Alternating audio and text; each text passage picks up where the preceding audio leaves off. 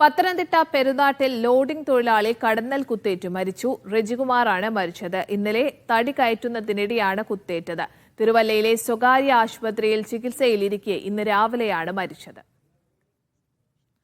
നന്ദുഷ വിവരങ്ങൾ പങ്കുവയ്ക്കാൻ ചേരുന്നുണ്ട് പത്തനംതിട്ടയിൽ നിന്ന്. നന്ദുഷ, എപ്പോഴാണ് കടന്നലിന്റെ ആക്രമണം ഉണ്ടായത്? മരണം എപ്പോൾ സ്ഥിരീകരിച്ചു?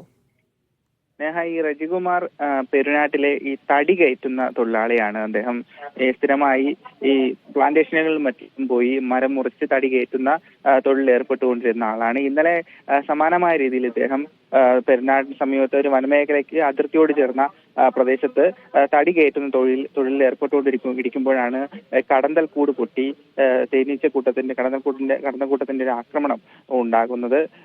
അതിഗുരുതരമായ അദ്ദേഹത്തിന് പരിക്കേറ്റു. ആ സ്ഥലത്ത് വെച്ച് തന്നെ ഉടൻ തന്നെ ഒപ്പമുണ്ടായിരുന്ന ആളുകളും അതോടൊപ്പം പോലീസും എത്തിയാണ് ഇദ്ദേഹത്തെ തിരുവല്ലയിലെ സ്വകാര്യ ആശുപത്രിയിലേക്ക് മാറ്റിയത്.